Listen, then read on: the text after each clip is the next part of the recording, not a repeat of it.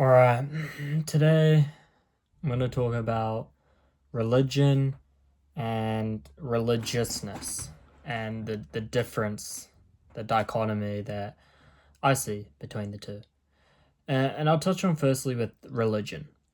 So, religion is something that has been at the forefront of the human psyche for thousands of years, really. There's always been a class of humans which has controlled, or better put, been the decision makers of what the collective consciousness of humanity believe in, the way they live their lives. They're the deciders of truth. There's always been this class of people that say, this is how things are. And everyone else has always kind of agreed with them. And over the last 100 years or so, humanity has kind of been in a transitory period where we've been beginning to move out of that system, that way of living, that society. And since we're in a transitory period, it's gotten kind of weird. Like science, atheism, these things that claim to be outside of religion are really just religion with another face. People still believe in in science and atheism as if they're the next belief system. People will say, I believe in this because science says. Oh, but here's a study that says this. There's still this authority. It may not be wearing the clothes of Christianity. It might be wearing a new mask of science, of atheism, whatever you want to call it. It's still the structure. It still follows that structure of, I know how things are, you don't. Here's how things are. Live life this way. It's still following that same religion structure. And then on the polar opposite side, and it really is the opposite side, is religiousness. Now, when I say religiousness, is very different to religion. I'm not referring to Christianity. I'm not referring to Islam, Hinduism, Taoism. I'm referring to the very creators of religions. And to even call them the creators of religions, even that isn't true. Like, Jesus didn't create Christianity.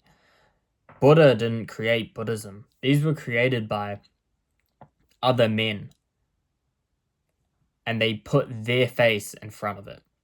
But these guys, Jesus, Buddha, Krishna, Shiva, Lao Tzu, these people are not religion, but they're very religious.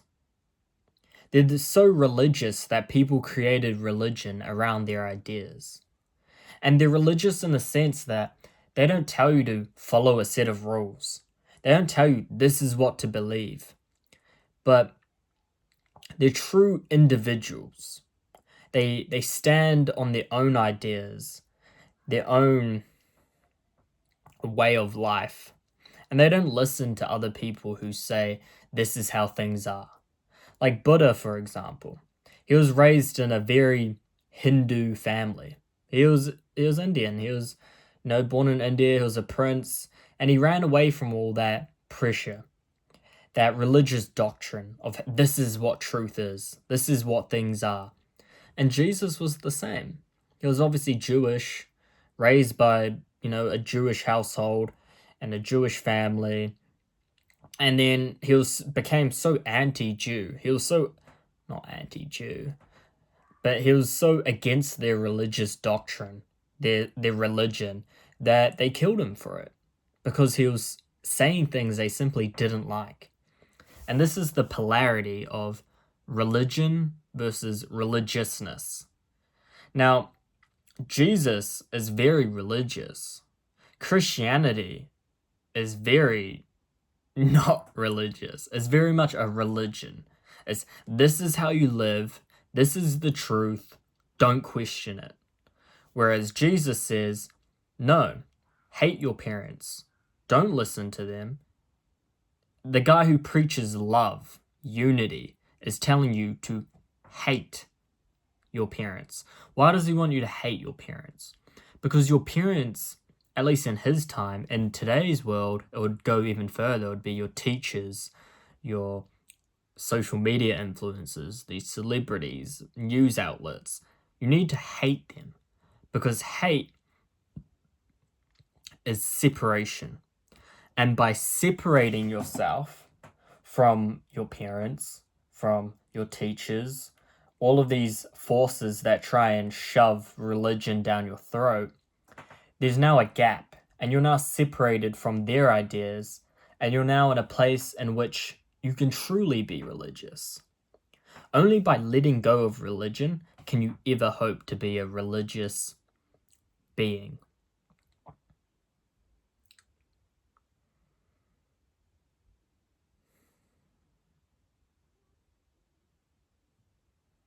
And he also speaks about a very interesting point about denying the self. And it's quite interesting when you look at religion through a more unbiased lens.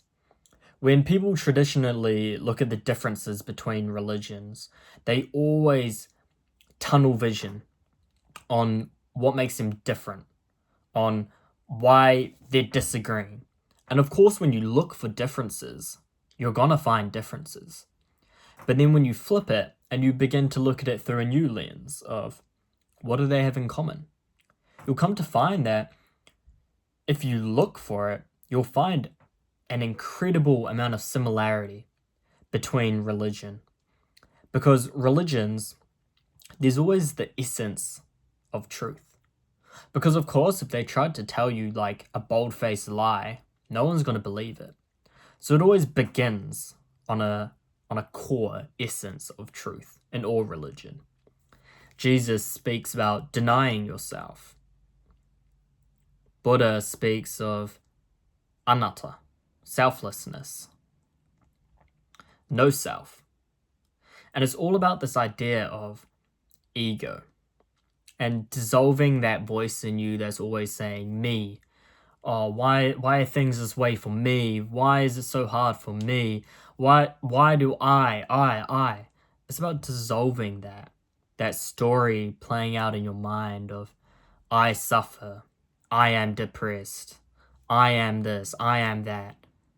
Just let go of all of that and be in a state where there is no me. And in this state, what remains? Buddha would call it nirvana, nothingness. Māori culture, we call it te ao marama, which means the world of light, the spaciousness. And of course, Jesus referred to it as the kingdom of God. And that's a thing I don't get with Christians is they obsess over this idea. And it comes down to, religion and the doctrine of, when you die, that's when you go to hell. That's when you go to heaven. But Jesus never preached that. He said very clearly the kingdom of heaven is within you. And he also said, knock, and the door will be opened to you. He never spoke of this place you go when you die. It's about looking within yourself. And that's true religiousness. It's the seeking, the search for something. It's so illogical. It's so silly when you try to look at it through a logistical lens. But we all feel it. It's that feeling that there's something more.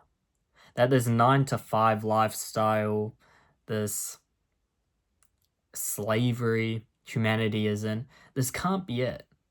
There's something more than this ego world you live in. This very small, limiting existence. It cannot be all there is. And that feeling, that search, is religiousness. And it's the polar opposite of religion. Religion is Here are the answers. Here's all you need to know. Follow this. And then religiousness is the opposite. Is shit, I don't know anything. I don't have the answers. I don't know how to live. I don't know what to do with my life. But I'm gonna find out.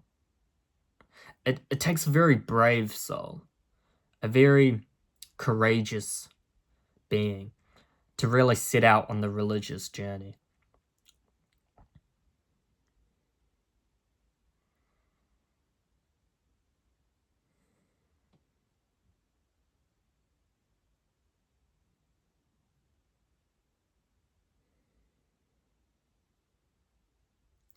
But it's worth it. It's really, really worth it. Because you don't really know before you begin. And to even say it's a beginning, it's kind of iffy. But it's the whole point of life, is to know yourself, to know who you are. And I feel like not enough people admit, like, that deep, not knowing who you are, like, is really painful of a feeling. And a lot more people have it than they'd like to realize. I think if a lot of people sat down for long enough, they'd come to realize, who am I? Where am I? Why am I in this strange place where I'm being forced to do things I don't want to do? None of this is intuitive. None of this is how I would put it, given a choice. I'm just kind of forced into this system of do things this way, that way. I don't know why I'm forced to do it this way. It's just how things are. And everyone else just kind of agrees to it for no reason. I don't know why no one else is questioning this. We all kind of have that. But it's scary to admit that you have that. Because then it's like, now what? What do I do from here? Things are getting a bit dark. It's getting dark outside. Alright. Oh, this is kind of spooky. But yeah, we all kind of have that feeling. But as you follow that feeling and truly trust, this is where faith becomes not just important to live by, but essential. Because without faith, without guidance, it's very easy to get lost in traps following the religious path. Everyone who goes psychotic, everyone who goes mad, it's just people who have followed this journey. And I feel like it kind of goes in these phases. There's levels to the depth a human's journeyed within themselves. The first layer, the most outer layer, is not inherently bad, but it's the layer of pleasantries. It's the layer of saying, hi, good morning, how are you? It's so, there's no depth. There's no levels to it. It's just simply the most basic way of communication. And then if you go a level deeper, most people live on this level. And it's the level of your role. People will say, I am a doctor. That is what I am. I am this. I am a depressed person. This isn't what you are. This is just what you do. This is just a mask you're wearing, a role that you're playing. But people take it to be them. And then if you go a level deeper, this is where it gets messy. This is the level of, hold on, I actually don't know who I am. And everyone on that second level of role playing is always on the verge of falling into this third layer. And this layer is complete chaos.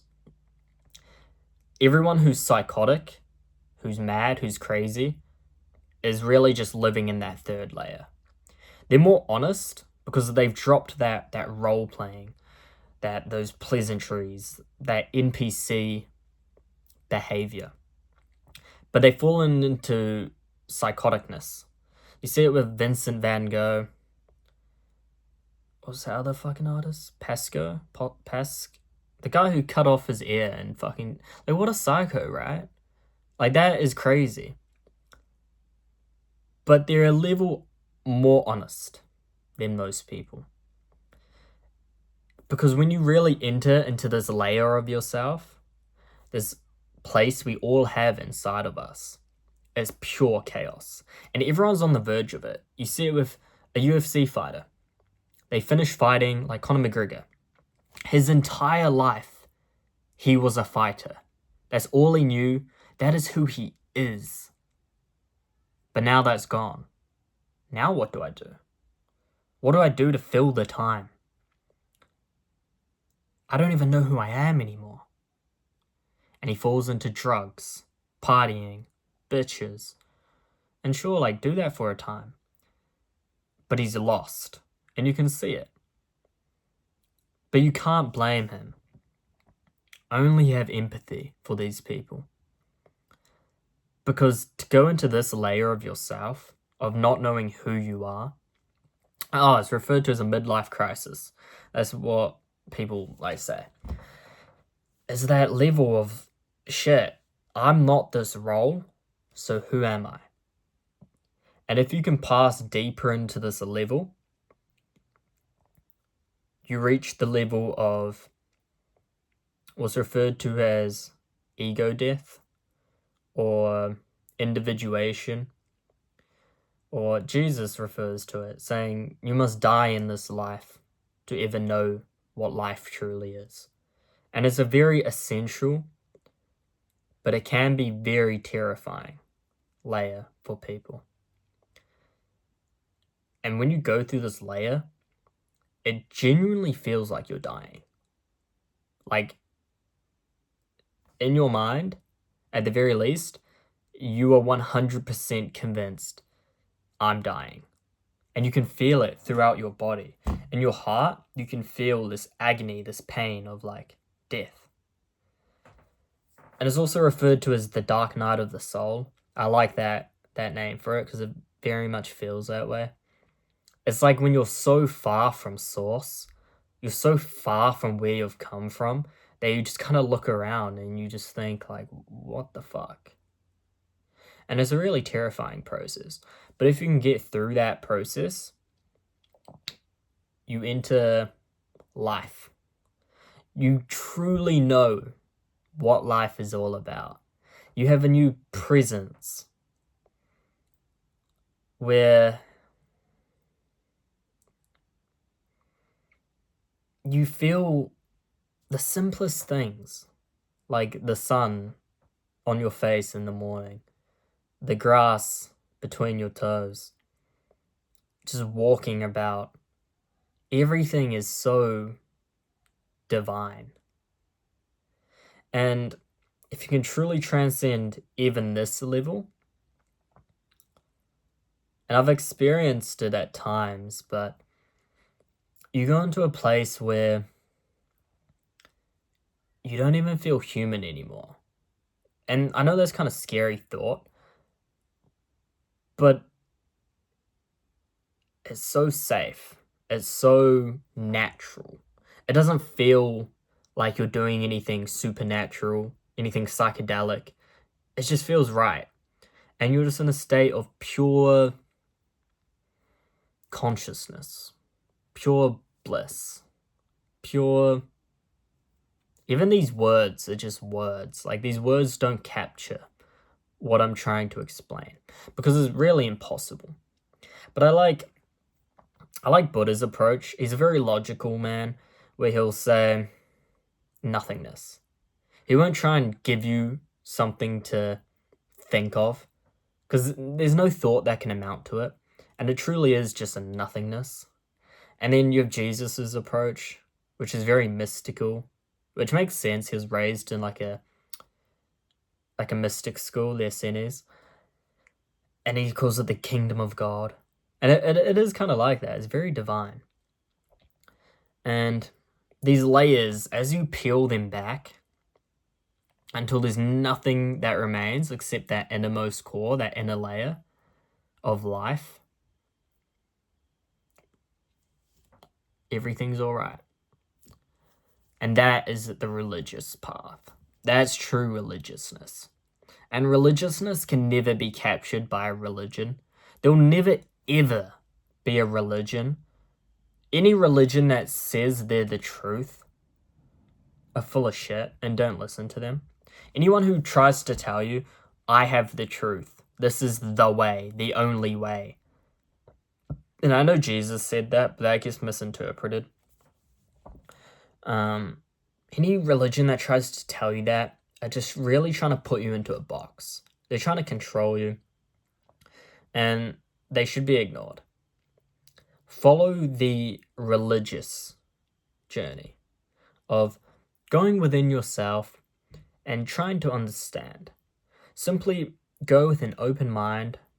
Don't have any ideas of like, oh, I want to find the kingdom of God. Don't look at any ideas of like wanting a mystical, blissful experience. Just go and do it with a open heart, a genuine seeking. You just want to know. And have faith. Faith is essential. Have faith that your prayers, what you're seeking, is being heard. And that when it is time, the door will be open to you. And you will know the kingdom of God.